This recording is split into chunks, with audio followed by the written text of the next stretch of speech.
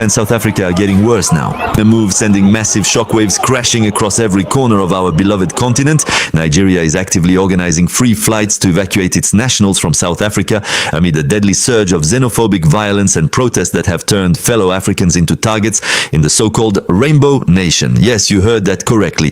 The same South Africa that once begged for our solidarity against apartheid is now forcing us to run for our lives.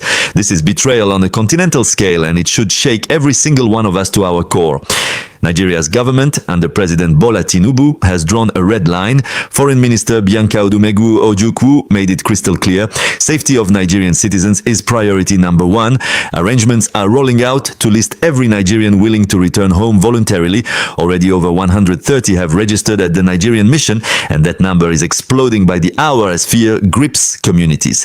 Free flights, government-backed repatriation. This is not business as usual. This is an emergency evacuation from a fellow African country. Think about the humiliation. Think about the pain. Nigerians who went to South Africa seeking better opportunities to trade, to study, to build businesses, now packing bags because mobs are hunting them. This follows directly on the heels of Ghana's own fiery response.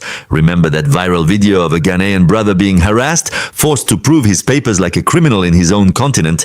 Ghana did not stay silent. They summoned the South African ambassador in Accra, issued strong condemnations, and the streets boiled with righteous anger. Now Nigeria is stepping in even harder, summoning South Africa's envoy, demanding answers, warning that relations could be damaged beyond repair. At least 2 Nigerians and 4 Ethiopians killed recently. Shops attacked, lives ruined. This is not protest. This is targeted terror against fellow Africans. The protests in South Africa have escalated dramatically. In Pretoria, Johannesburg, Durban, Cape Town, and especially in Kugompo, formerly East London, anti-migrant groups are blocking streets, stopping people outside hospitals and schools, demanding identity documents. Foreign-owned businesses told to shut down or face the mob. Videos show chaos, destruction, intimidation. South African President Cyril Ramaphosa condemned the attacks in his Freedom Day speech, reminding citizens how the rest of Africa helped defeat apartheid. Beautiful words, but where is the action? Where is the protection? Instead, we hear locals blaming foreigners for stealing jobs, bringing crime, drugs, operating illegally. Some even got angry when a Nigerian community leader in Kugompo was given a traditional title. They called it power grabbing. These tensions exploded into violence, and now the whole continent feels the aftershocks. Let me paint the full picture for you, because this crisis runs deeper than headlines. South Africa hosts around 2.4 million documented migrants, less than 4% of the population, but unofficial numbers are much higher. Many from neighboring Lesotho, Zimbabwe, Mozambique, countries that supplied labor for decades. Nigerians and other West Africans are fewer but very visible in business and services. Yet economic pain in South Africa is real. Sky-high unemployment, especially among youth, lingering apartheid inequality, failing service delivery, corruption eating the nation from within. Opportunistic politicians and groups exploit this suffering, pointing fingers at the makwerekwere, the derogatory term for foreigners, instead of fixing their own house. This is classic scapegoating, and it is through Pan-African lens. This is unacceptable, completely unacceptable. During the darkest days of apartheid, Nigeria spent millions, provided diplomatic muscle, training grounds, and moral support for the ANC and other liberation movements. Ghana under Nkrumah opened doors. Tanzania, Zambia, Mozambique, Angola, the entire frontline states sacrificed. African blood, African money, African solidarity freed South Africa. Nelson Mandela himself acknowledged this debt repeatedly. To turn around now and attack the children of those who helped is historical amnesia mixed with dangerous tribalism. It spits on the graves of our ancestors who fought for one Africa. The shockwaves are tearing across the continent as we speak. In Nigeria, anger is volcanic. Social media, radio stations, markets in Lagos, Abuja, Kano, everywhere people are saying enough. Calls for boycotting South African products, businesses, even artists. In Ghana, fresh wounds from their own incident have reopened with protests and strong diplomatic language. West Africa, through ECOWAS, is watching closely, questioning free movement protocols. East Africa feels the pain. Ethiopians killed alongside Nigerians. In Kenya, Uganda, Tanzania, conversations in universities and bars ask the same question.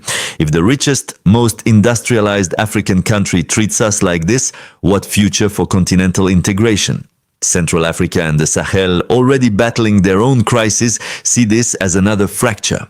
Even in southern Africa, some voices quietly worry about contagion and damaged reputation. This is destroying lives on the ground. Families back home in Nigeria losing remittances that pay school fees, build houses, start small businesses. Talented professionals returning with skills but also trauma. South African economy suffering as foreign investors and traders pull back. Image of South Africa as gateway to the continent tarnished globally. Tourism, investment deals, cultural exchanges all at risk. But the deepest wound is to our Pan-African soul. We talk endlessly about Agenda 2063, about AfCFTA, creating a single market of over 1 billion people, about free movement of goods, services and people. Yet here we are, Africans demanding papers from fellow Africans, burning shops owned by brothers, killing each other over scarce resources. Borderless Africa, it feels like a cruel joke today. If we cannot live peacefully together on African soil, how do we confront external powers trying to divide and exploit us?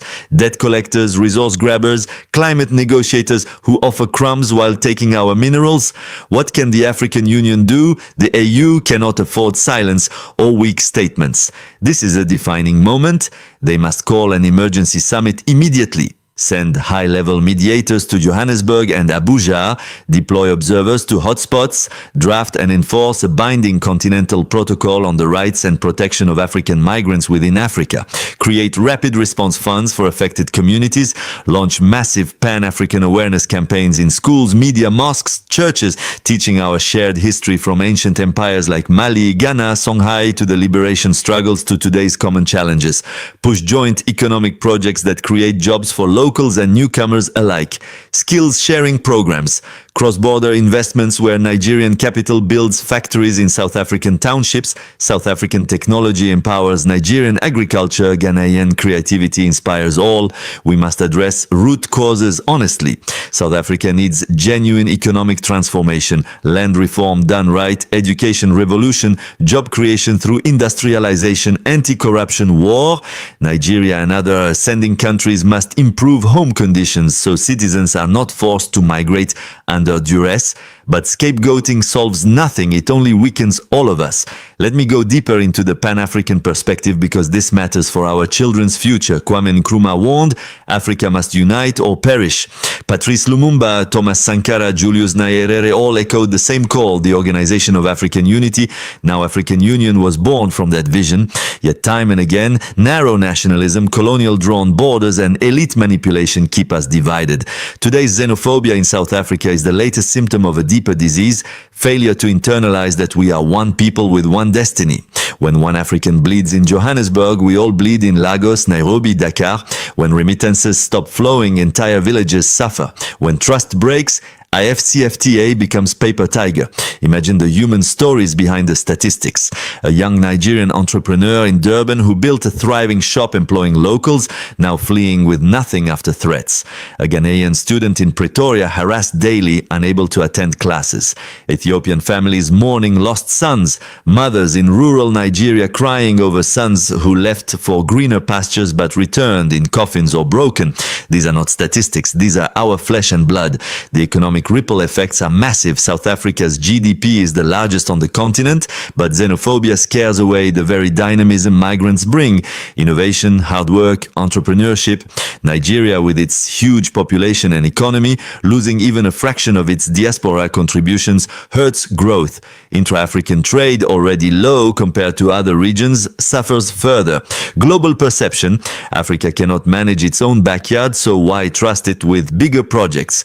Yet I refuse to end in despair. This shocking crisis can become our greatest teacher. Nigerians returning home can inject energy into local economies, start industries, demand better governance.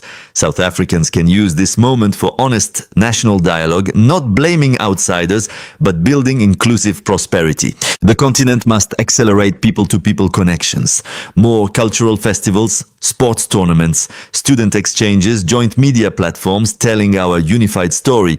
We need bold leadership, presidents meeting not for photo ops but for binding agreements on migrant rights, diaspora ministries strengthened, a true African passport and free movement zones expanded carefully with safeguards, investment in youth employment across borders so desperation does not breed hatred.